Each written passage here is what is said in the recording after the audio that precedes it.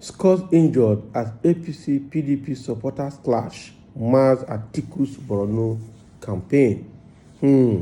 So they went there and then both parties went probably there and then their supporters clashed, fighting each other. And so Atiku'S campaign program and campaign plan in Borno State was not successful. Wow.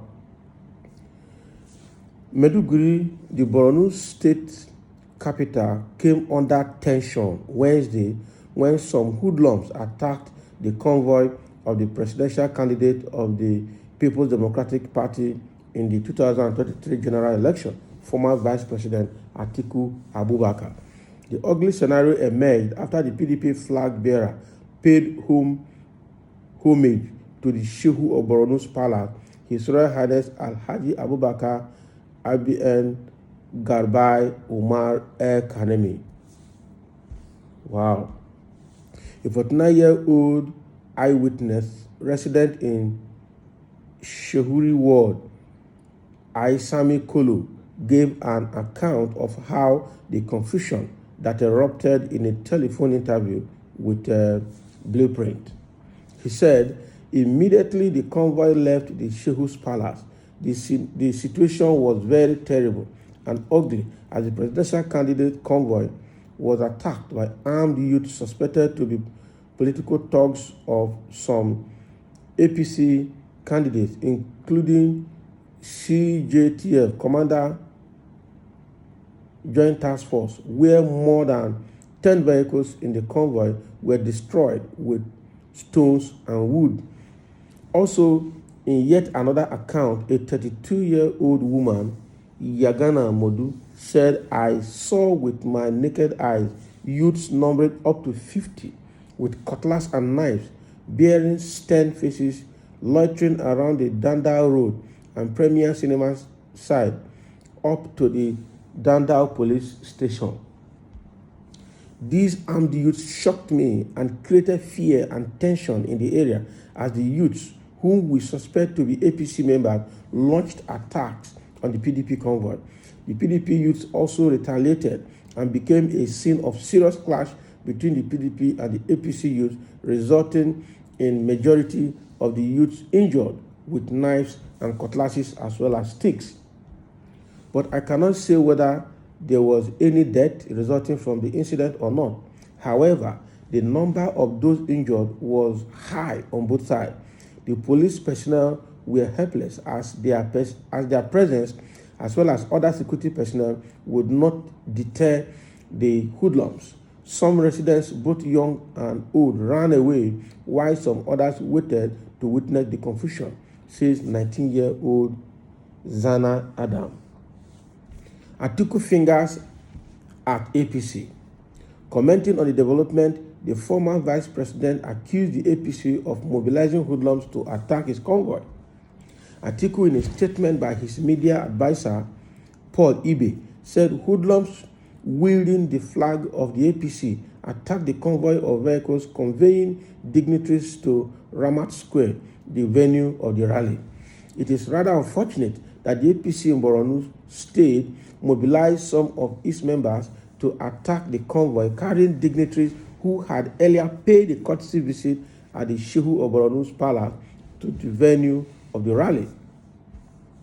Now, while it is very understood that such barbaric behavior is typical of the APC, it must be noted that this time around it is specifically the last kick of a dying horse. The APC, apparently overwhelmed by the large turn of supporters to greet our presidential candidate, resorted to anti-democratic actions to scare the crowd away from the rally. It is similar pattern to what happened during our rally in Kaduna State, and it is important to call the attention of all stakeholders in peaceful elections in Nigeria to the dangerous actions being undertaken by the APC to disrupt our rallies, especially in the north, Ibe said. A spokesperson of the PDP presidential campaign, Dino Melaye, has said 74 persons were injured in the attack. Melaye added that the several vehicles were vandalized by the hoodlums. Melaye, who accused the APC of being responsible for the attack, said the move was to stop the opposition party's campaign in Bornu State. He stated that the thugs attacked the convoy of the former VP after leaving the palace of Shehu Bornu with stones, sticks, and machetes. They deployed their thugs to attack our convoys with stones, sticks, machetes as we left the Shehu's palace to come to the Ramat Square, all in an attempt to stop our rally.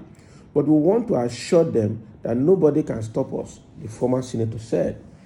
Addressing the rally, Atiku said if elected president in the election next year, he would ensure the problem of insecurity is properly addressed, as well as bringing activities at the Lake Chad Basin back to life and continue with exploration of crude oil in the state. He said there are three major issues that are important to everyone in Borno State. The most important is that we must return this state to the true meaning of its title as the home of peace. Therefore, my major agenda as far as Borno is concerned is to deal decisively with insecurity and return peace to this state and everywhere else. Secondly, I know that there has been an abandonment of activities around the Lake Chad Basin, and this comes with attendant problem of people losing their means of livelihood. So I am going to provide a sufficient amount of resources in both security and infrastructure that will guarantee the safety of lives and property around the Lake Chad Basin.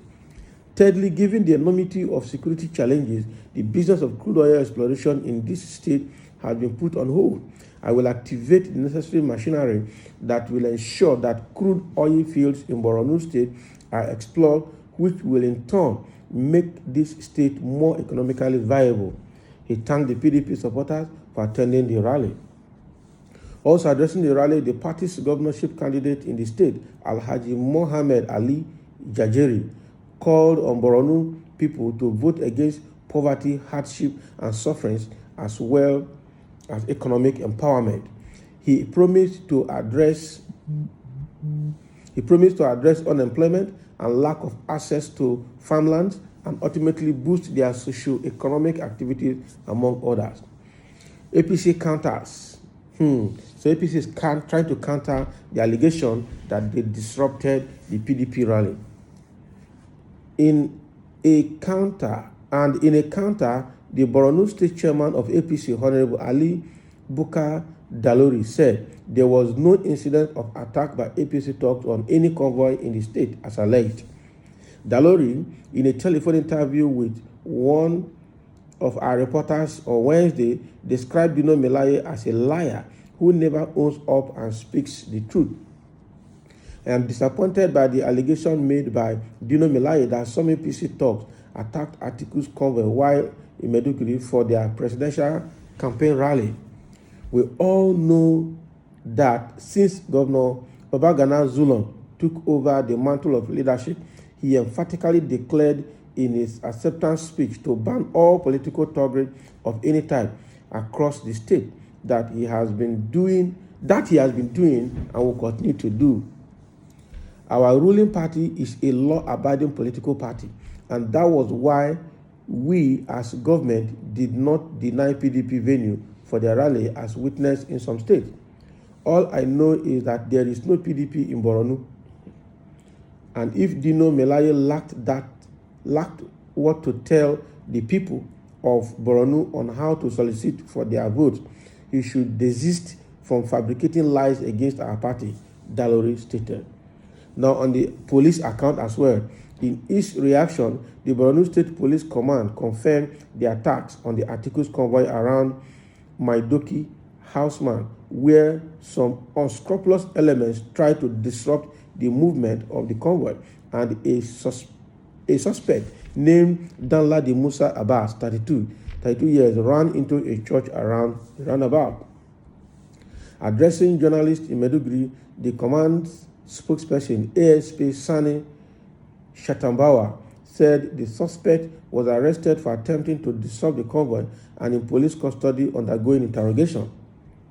Shatambaya said the Commissioner of Police, CP Abdul Umar, warned against rumor mongering on the attack, assuring that other suspects alleged to be involved in the attack of the convoy will be arrested. He also said the police guided the convoy to the Shew's Palace successfully and rally venue where the presidential rally was also conducted peacefully without disruption.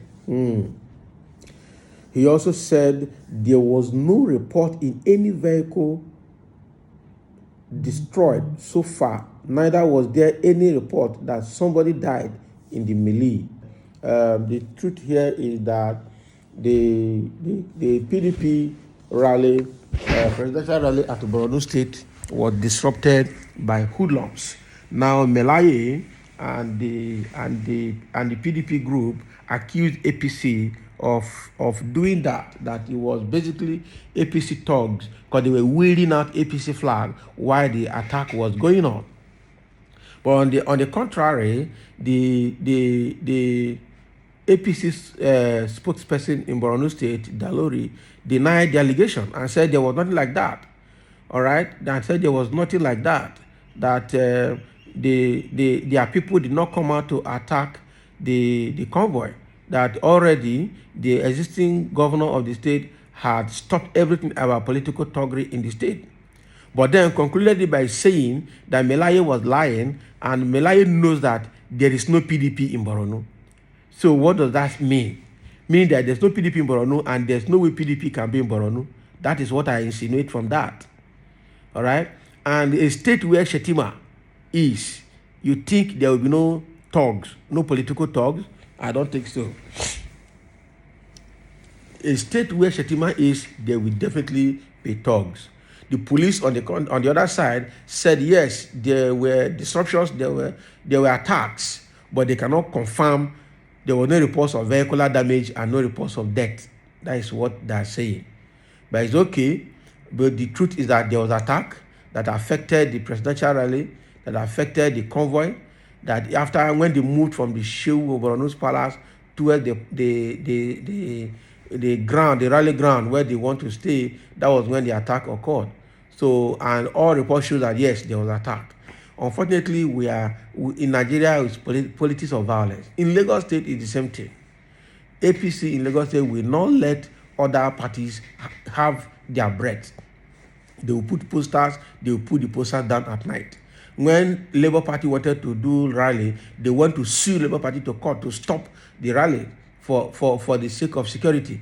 But when the Agberos in Lagos, other APC, is harassing everybody, nobody says anything about that security. Meanwhile, there's a very serious security issue along Lagos-Ibadan Expressway, and the two governors of both Lagos and Oyo State cannot do anything about it, and they say they are fighting security. So they just keep speaking from both sides of the mouth. All right, so that was how that went, and I'm sure more of this will be coming up as the campaign goes on and as the election time draws near. So thank you for listening, and let's have your comment below.